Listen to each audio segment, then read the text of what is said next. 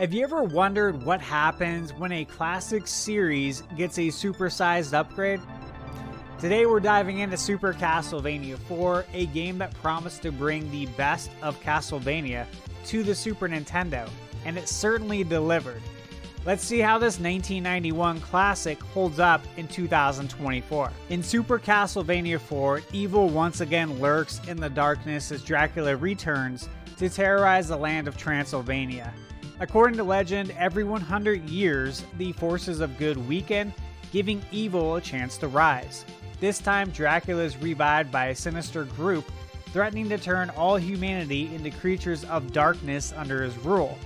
As the Prince of Darkness grows stronger, it falls to Simon Belmont to take up his family's ancient duty of vampire hunting. Armed with his mystical whip and the knowledge passed down through generations, Simon sets out to defeat Dracula once again and restore peace to Transylvania. Story aside, let's jump into the gameplay because this is where the game really shines. And the gameplay in Super Castlevania IV is both a familiar and a fresh experience. The controls are responsive and intuitive, allowing Simon to whip in 8 different directions, which was a groundbreaking feature for its time. Super Castlevania IV refines the classic Castlevania gameplay while introducing several key innovations.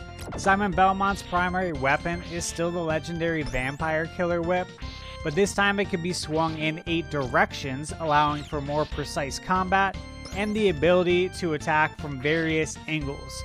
The whip can also be used to block projectiles and latch onto grappling points, adding a new layer of strategy to platforming. In addition to the whip, Simon can wield familiar sub-weapons like the dagger, axe, holy water, cross, and the stopwatch. These sub-weapons are essential for taking down enemies and are powered by collectible hearts.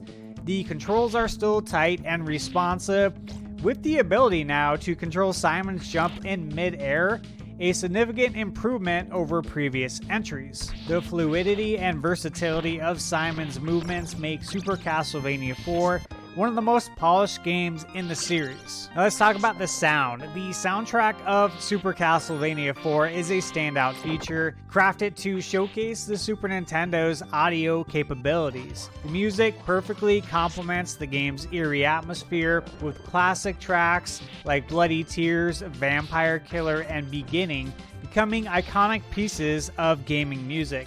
Konami's reputation for creating legendary soundtracks continues with this game, as the songs have aged beautifully and remain enjoyable even today.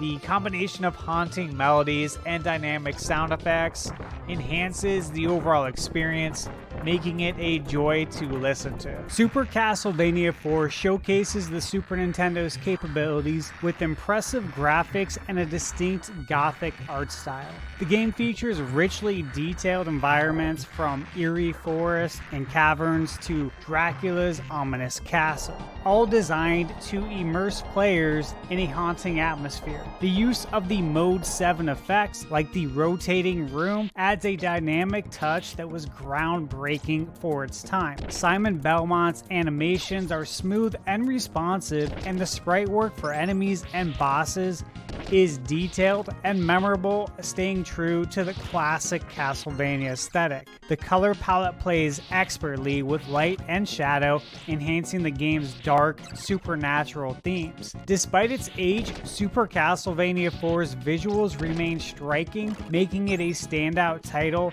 that has aged gracefully, maintaining its status as a 16-bit masterpiece.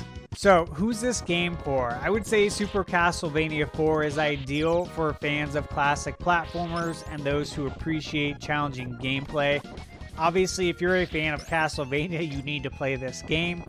And it's perfect for players who enjoy exploring intricate levels, mastering precise controls, and just immersing themselves in a dark, kind of atmospheric world during that 16-bit era. Now, when it comes to the game's content, the game offers actually a substantial amount, with levels divided into various stages that test your skills and your patience. Each level presents its own set of challenges, from platforming puzzles to intense boss battles. Although the game can be frustrating at times, especially with the cheap deaths, the reward of overcoming these obstacles makes the experience worthwhile. The levels are designed to be replayed, and the game's difficulty ensures that even after beating it, there's always room for improvement. So if you're wondering how hard the game is, Super Castlevania IV is known for its challenging difficulty.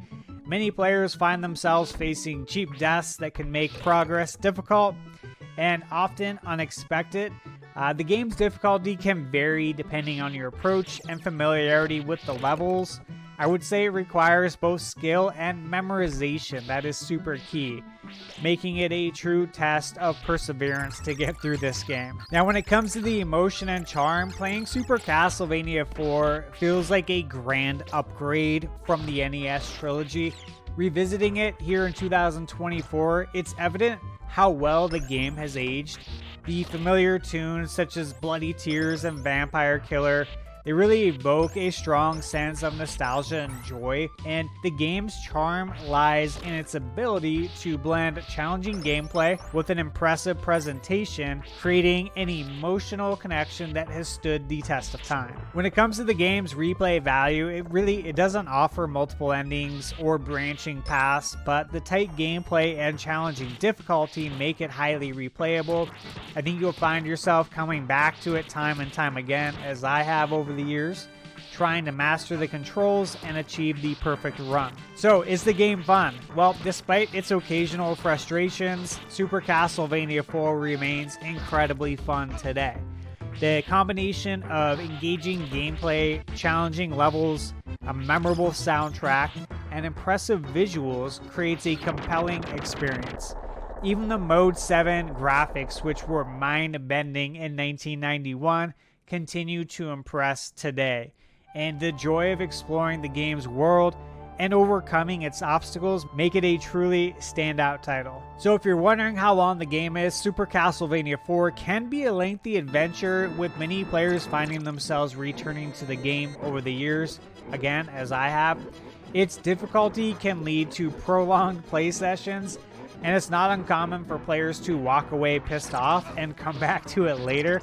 The game's challenge really does ensure that it remains a test of skill and patience to beat this game. Let's talk now about the legacy of Super Castlevania IV. It's often regarded as one of the best entries in the series, and it represents the peak of Castlevania on the 8 and 16-bit era consoles.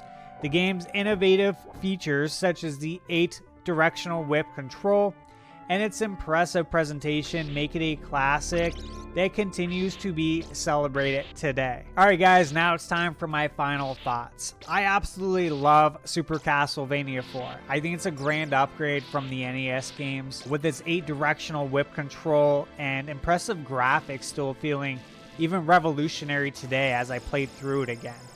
You know, smacking skeletons and watching their bones explode in multiple directions is still really awesome, and the game's challenge adds to its appeal. In my opinion, it's disappointing that Konami only released one true Castlevania game on the Super Nintendo, because I don't really count the poorly optimized Castlevania Dracula X. I think it pales in comparison to the rest of the Castlevania games in the series, and I'll talk more about that when I review Castlevania Rondo of Blood. Alright guys, that's a wrap on Super Castlevania IV, one of the most iconic games on the Super Nintendo. I hope you enjoyed this look back at a true 16-bit masterpiece. If you did, be sure to hit that like button and share your thoughts in the comments.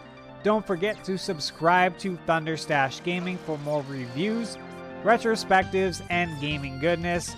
Thanks for watching, and as always, keep your whip ready. There's always another adventure just around the corner. And remember, you're never told to play video games.